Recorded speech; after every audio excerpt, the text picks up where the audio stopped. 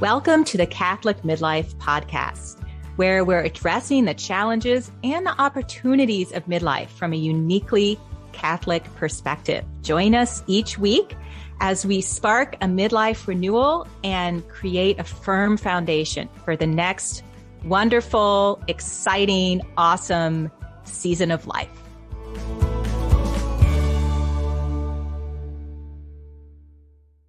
Hello and welcome to the Catholic Midlife podcast. It is great to be here with you. I'm one of your hosts, Curtis, and I'm here with Karen. Hi, everybody. It's great to be here again with you. And we're going to continue to talk about goals today. This is such an important topic. And we had a post that said, without some clear goals, momentum takes over. And one of our listeners said, wow, what a true statement. And this brings up the question of, well, how do you know if you're living with momentum? Sure. How do you know if you're living by momentum? Is momentum taking over your life? Yeah. Well, Curtis, I think of momentum, and this is kind of where we are talking about it a little bit in a negative sense here. Like, I think of living by momentum as just responding to the external events and causes in our life and just letting them take over and dictate what we're doing and what's important to us and how we're spending our time, versus taking more of a goal or aim-oriented approach where we're really in the driver's seat for what we're about in our life. So events can dictate to us, or we can start to do some of the driving. Yeah. Like, am I at the effect basically of what's happening in my life, or am I the protagonist in this whole story and I'm setting the direction for myself? That's a great question. And I'm sure I would answer it different ways at different times of the day. Exactly. It's easy to do that. So one way to know if if momentum's taking over your life is, well, if you aren't setting goals, seems likely that's what's happening. Sure. I mean, that makes sense to me. If you're not directing things, then they're directing you. Yeah, life is busy. There's powerful forces and events sweeping us away. And without some firm anchors in the future that we pull on to create direction, it's pretty natural that we'll be swept along. Sure. And a lot of those forces, they're pretty compelling. And a lot of them we are going to invest in. But I think part of the difference we're talking about here is where's the level of intentionality and creating the flow in the right direction for ourselves. When this question came up, how do you know if your momentum is taking over your life? One of the things I thought about is being an apprentice. And this goes back to Robert Greene, and he says, the point of the goals isn't it's about being transformed. And there's this element of being apprentice. And I thought that a definition of living by momentum is not having any apprenticeship roles in your life. Right. So you're saying that your goals really should be transformative. They should change you. They should stretch you. You should be developing something if you're living by goals. Yes, you should have goals like that. Yeah, that really makes sense to me. And I'm sure maybe a lot of us have encountered that concept where there's kind of 3 zones or circles of learning, right? There's that comfort zone where, nothing new is really happening. We're just used to what we're doing, where we're going, what we're investing in. And it's kind of a place where we can rest, but it's not really challenging. And then there's kind of that middle zone, the challenge zone, where we're really being stretched to try new things, learn new concepts, explore new places. And it's kind of uncomfortable, right? It's that challenge and uncomfortability stretching our limits a little bit. And then that third zone, I think I've heard it called the chaos zone or the overwhelm zone, where you're just totally, it's too much and you can't process or learn anything. Yeah, there's no learning in overwhelm. Yeah, exactly. Exactly. So I almost wonder if one way to answer this question is, if you're in the chaos zone too much or you're in the comfort zone too much, you're probably just responding by momentum. But if you're striving to be in that middle challenge zone where you're learning, and like as you said, apprenticing, that's probably a good sign that you're not living by momentum.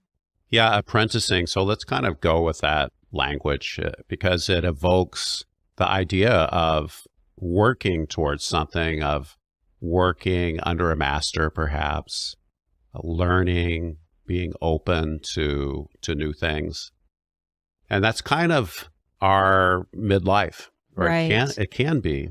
In a lot of ways, this is our second phase. It's a redo phase. We can, as certain, phases of life or big life events start to recede in urgency, perhaps, or at least in the amount of time they consume, then we have another chance to decide what we're going to do. And apprenticing, we've done all these serious things, right? And now the excitement of being an apprentice again, I feel like this is a great perspective to try to find in your goal making as well. I get to pursue the thing. So it's almost like tapping into the excitement element around the challenge zone. Right. Finding the excitement in the challenge zone. Yeah. Yeah, I think that's a great point. I was kind of like you, Curtis, where I had to think about this question a little bit, like how do you know how you're living? And I was having this lovely catch-up conversation with an old high school friend of mine. And we were talking about this, and the example she gave was, well, I'm not really a New Year's resolution person, but I had this New Year's goal to reconnect with a friend of mine I hadn't been able to reconnect with in a while. And so it was kind of a relationship goal, right? And so they did this planning and they established their regular time to go for a walk, and they did it, a couple times. And then the friend had some kind of an injury. And so they had to cancel what they'd planned. And she was like, wow, like I was doing really good. And it's like when my plan got disrupted, it's really hard for me to sort of get back on and be resilient and find another way to get to the goal. And I said, I totally relate to that because like it's on your to-do list and you want to be like, well, I checked that off. So I should be getting the benefit and the result. What came to me was, I think a lot of us live off of our to-do list instead of off of a goal or aim orientation. And so it can be really frustrating when we've checked it off our to-do list, but gosh darn it, we haven't got the result that we want. So there's this kind of mindset around living to get the goal versus living by the to-do list. Is this making sense? It makes sense. It brings up a number of responses with me. So one is often the goal. We have these goals, but really they're just to-do list items like cleaning the garage. Right. This is my big goal, cleaning the garage. Well, it's great to have to-do goals. Yeah. However, if we're just living off our to-do list, then, there's something missing. Yeah, it really is kind of living by momentum. But staying with that story of this lady, and by the way, and she's going for walks. Is this the one that like goes hiking for 10 miles and says, oh, that was a nice morning walk? I don't think so. I think she's your super outdoorsy friend. Oh, okay. I'd be real careful just saying, oh yeah, I'll drop by and we'll go for a walk. What do you mean by walk? Yeah, ask for the definition of walk. So one thing I really like, though, is she seemed to be fully aware. The point was, hey, this is my friend, and we're going to do this activity every couple of weeks. And, oh, she's injured, so we're going to do something else. So it shows a great awareness of really what she's trying to accomplish with that goal. Yeah. Well, one of the things too I could really relate to is you feel like sometimes you've done the work and then you hit this obstacle and it's like a big wall somehow because you have to go back and be flexible and be resilient and adjust and be creative to get to your goal another way. And I think a lot of us we have this maybe unconscious expectation that we're not going to hit all these obstacles. And so we run into them and then we quit or we can't be flexible and get around them. And part of that is having the focus on the goal and also an expectation that obstacles will arise. Yeah, that really resonates. You hit the obstacle and it knocks you back, and now you've got to come up with a new plan. And well, it's just, it can be deflating very quickly. Right. Right. So there's something about the goal-oriented life where you have the resiliency to manage those and you have the focus on the outcome that you're dedicated to.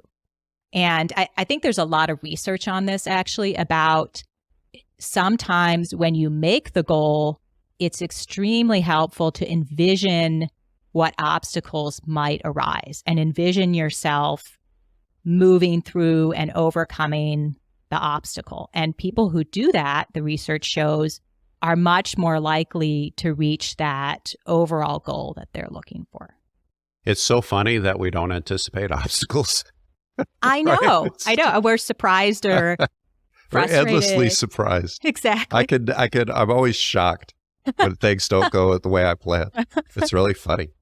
Yeah. Yeah, exactly. I mean, it's like watching a cat get a balloon or something. Like, what is this? Never seen this before in my life.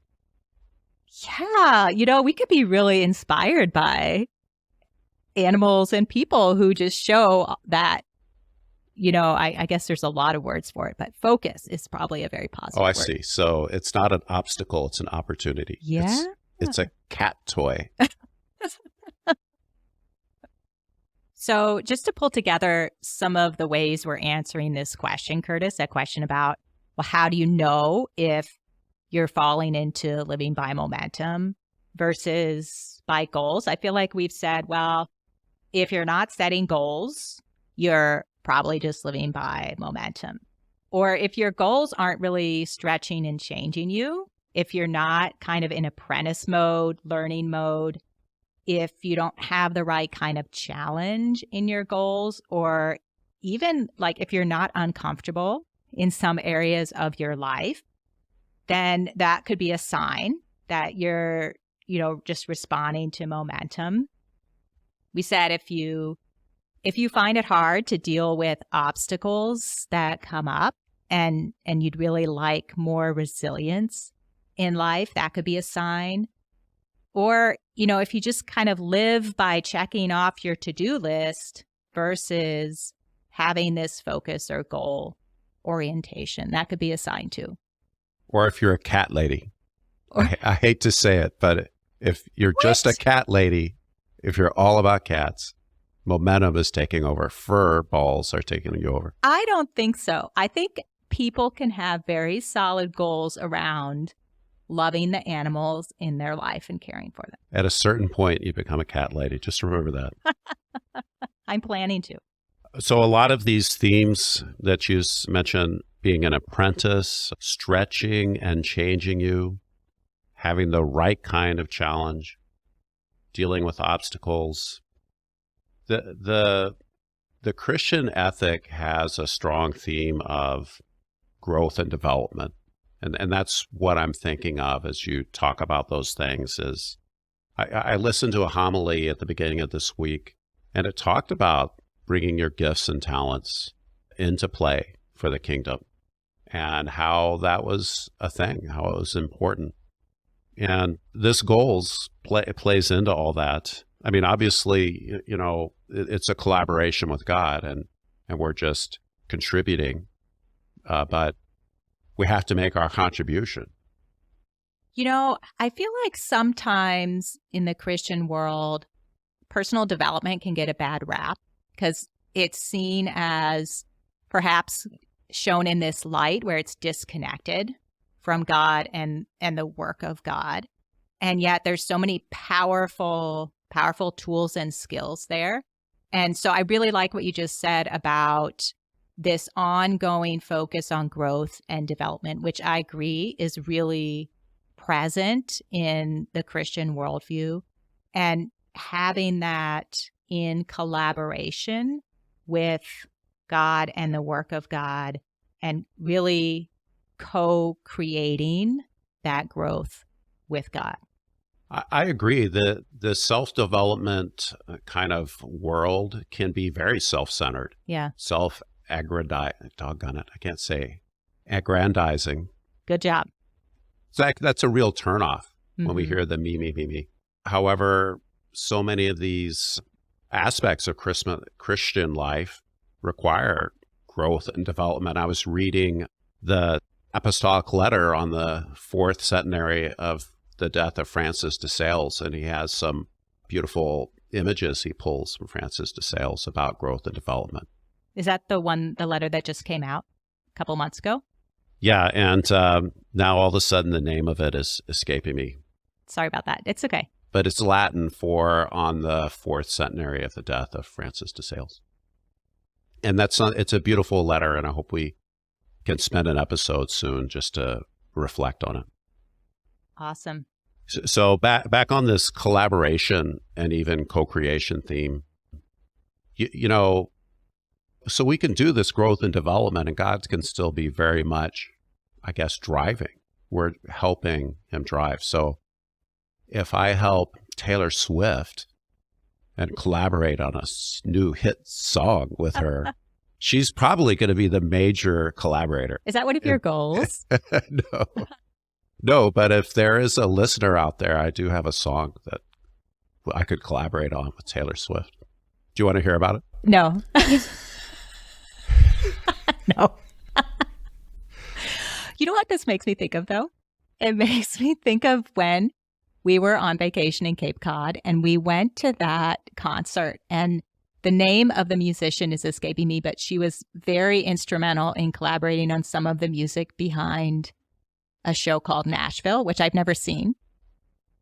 And as she was talking, she just was explaining a lot about how these songs got developed and what it's like in the music world. And it was really struck me just the level of collaboration in that industry. And it's just like it's part of the work is to always be collaborating, and how beautiful it was to the outcome of the song or the lyrics or whatever it was, and just how essential it was for that creation.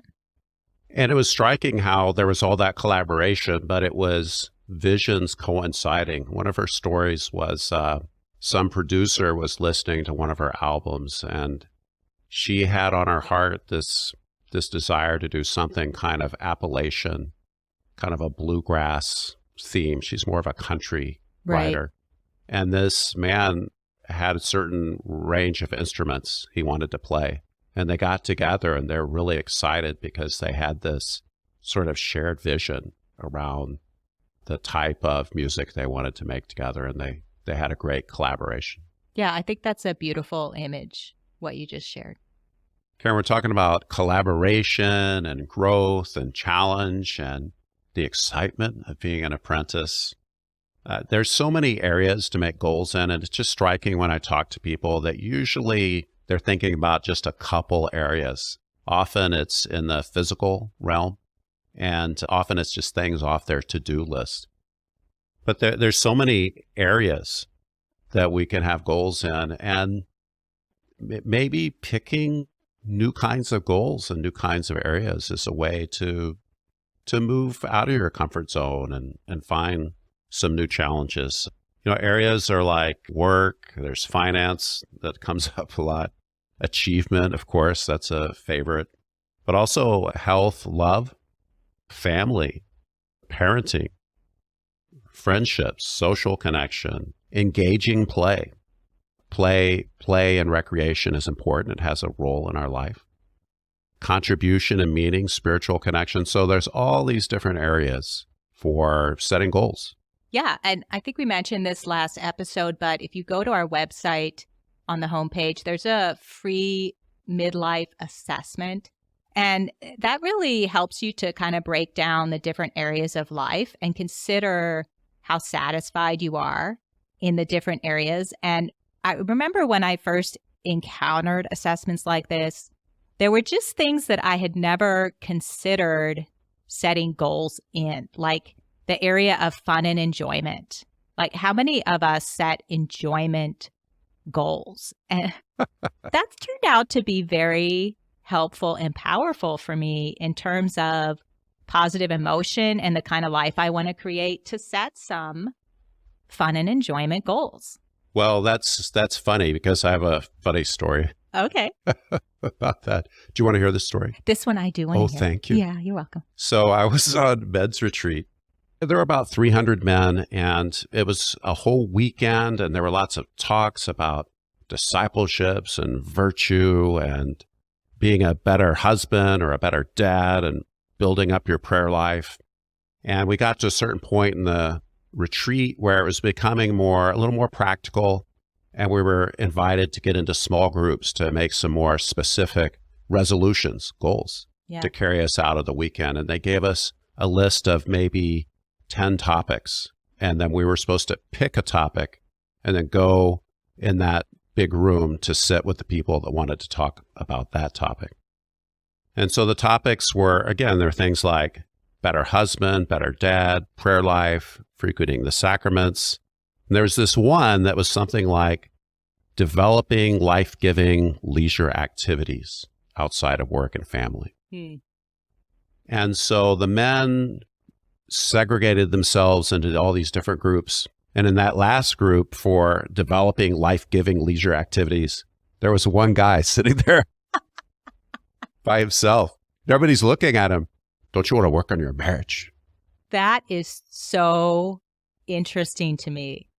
That is so fascinating to me. And I'm really curious, like, why you think maybe that happened. And there could be a lot of different reasons. I mean, it could be that all those guys felt like, boy, they just had a ton of stuff in that area. They didn't need to look at fun and enjoyment because they had that covered, right? I mean, was that why? Yeah, no, listen, we shared enough. Like, everybody suffers. It's true. It's universal. Yeah. So really, it tells me, like, maybe there's a disconnect between what we think about as a full and joyful Christian life and what it really means to live a full and joyful Christian life. Sure. I'm at this retreat to work on my spiritual life. So what has that topic got to do with anything? Yeah. Or how could I give it any priority when there are urgent needs, in my family? Right. Right. And yet, what a powerful part of life it is. I mean, I think you talked about St. Francis de Sales, and he talked about how important it was to have joy in the Christian life and cultivate joy. And obviously, there's a lot of different ways to do that. But I think we do downplay certain areas of life as somehow not important or not holy enough or not integrated enough with what we're meant to be doing. And that can be really distracting to living an integrated, holistic life. That's right. So when you get the assessment, maybe pick an area where you don't usually set goals and see what happens, see where you can be stretched or be an apprentice.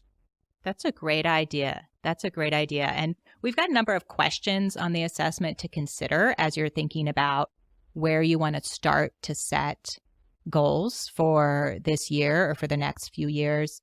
And I don't think we have this question I'm thinking of in there, so I'm going to add it here. But kind of like what you were saying, Curtis, is where could God want to stretch you? Which area here could you be an apprentice in? And do you have any like assumptions or limiting beliefs or kind of uncomfortability around a certain area? And what could that mean for you? Wow, Karen. So there's really a lot about setting goals well, but The point really is it's just to get moving, get going, to see what works, to get in the game, to adjust your approach as needed, to be encouraged to take some of these tips, take your favorite ones and see what happens. Because you can get there if you keep working away at it. Excellent. Great. And if you want to do more or you want to get there faster, call us, get in touch with us. It's what we do. You can go to thecatholicmidlife.com. That's where you can find your easy midlife assessment. And if you'd like to discuss how we can support you in your goal setting endeavors, there's plenty of book a consult buttons on the website.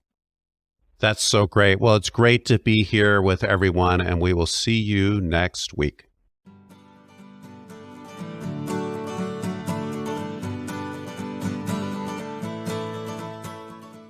Thank you so much for listening to the Catholic Midlife podcast. It's great to be here with you.